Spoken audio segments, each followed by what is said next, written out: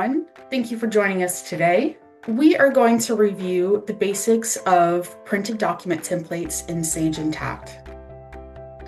First, you'll want to start at the top level and navigate to Platform Services. The reason why this is important is because from the entity level, Platform Services is not actually going to be a menu option. So from the top level, you'll click into the Platform Services menu option, and then you'll follow the link to the printed document templates. This is going to take you to the out-of-box templates, or maybe even some custom ones if you already have them set up. They will be organized by application and template type. The reason why the application is important is because not all field names are the same between applications. For example, the order entry templates have fields like a quantity available, whereas the accounts receivable invoice would not have that. Once you find the application that you'd like to be working with, you can simply use this search box up here, and you can filter down the list by that. You're able to download the templates here on the side. These are the out-of-box example ones that are customizable. Once you click on the template link, you'll notice that it is downloaded in my browser. It's the top right. You can go ahead and open this up, and it will take you to a Word document. From here, this is editable just like any other Word document. The big difference is going to be that these are merge fields and they're not text fields. So for example, if I hit Alt F9, you'll notice that it opens it up and there's more information behind that, and then Alt F9 to close that back down. So it is important that you just don't start typing. You use the appropriate merge fields when you're building out new fields. The next thing is you are able to actually overwrite these merge field names with hard-coded text. For example, I wanted to put RKL eSolutions as the company name. I could also hard-code it an address.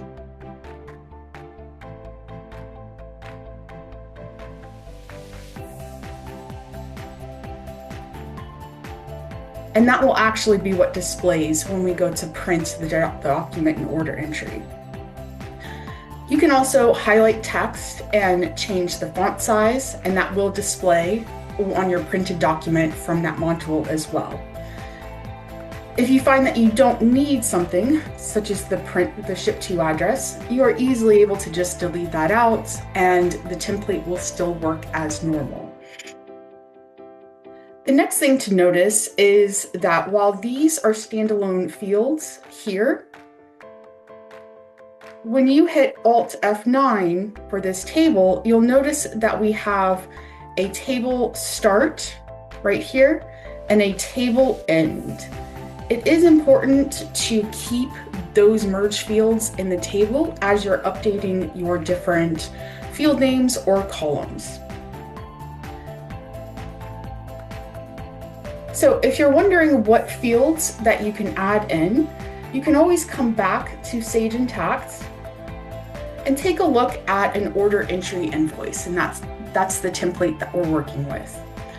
So you'll notice that there is a header here, and these field names are available as standalone fields. In contrast, here's that table, and these would need to be included between the table start and the table end.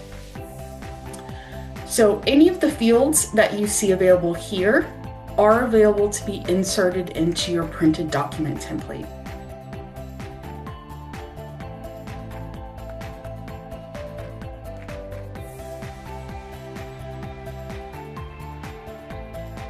So once you find the field names that you would like to change, you can add them either to the table or to the header, depending on where your information is located at. Then the last step is you want to make sure that this is saved as a .doc document, not the .docx. So you want to come down here and then give it a meaningful name, however you'd like to store it. So we've updated the address. We're going to put RKL eSolutions printed document.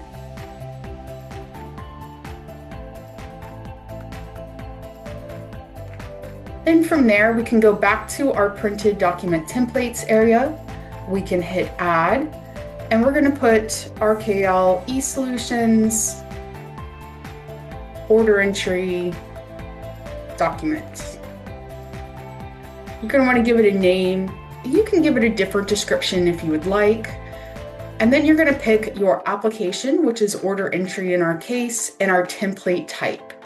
The reason why that is important is because you can see in order entry that we have a workflow category for invoice, for order, for return. So you really want to make that line up so it's going to be available for you when you go to assign it to your transaction definition. So in our case, we have an invoice here. We're going to choose our file, grab our printed document that was saved as a .doc file, and we're going to hit save. Now, when we come into order entry, we're going to want to go to the setup tab and view our transaction definitions for order entry. So these are going to be transaction definitions that you're already familiar with in your system. They're going to be organized by the workflow category and the template name. In our case, we want to update the sales invoice. So we're going to hit edit next to this. And we're going to want to scroll down to the bottom. From here, you can see that we have a printed document default spot. So if we start typing in RKL eSolutions, order entry doc, there is our printed document template. Once we hit save, that will be the new printed document template type that our transaction definition will use.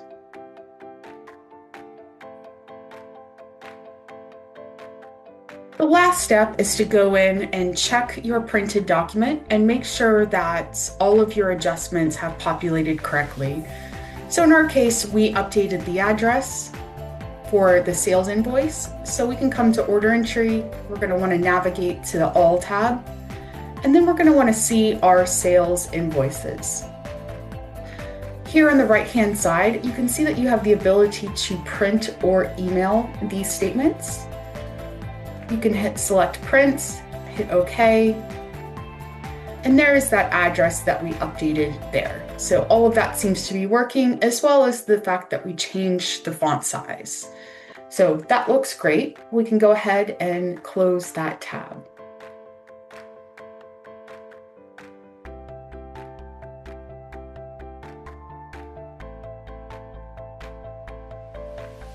The last thing that I want to point out is how to find a field name for our template.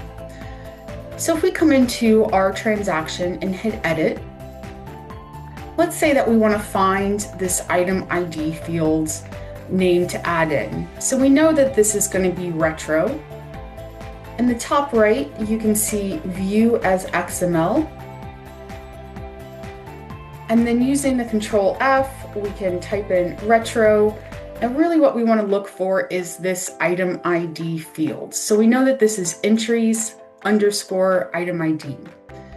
If we come back to our printed document template and hit F9, we can see here that there is the field name entries item ID.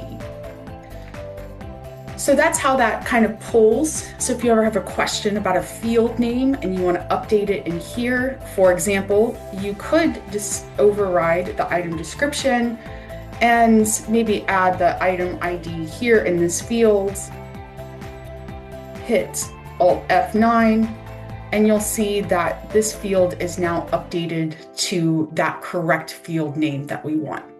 So then you would just save and you would add your printed document back to Platform Services here in this area under your printed document templates, and it will automatically update any transaction definition that is pulling from that printed document template. So this is going to be where you manage it.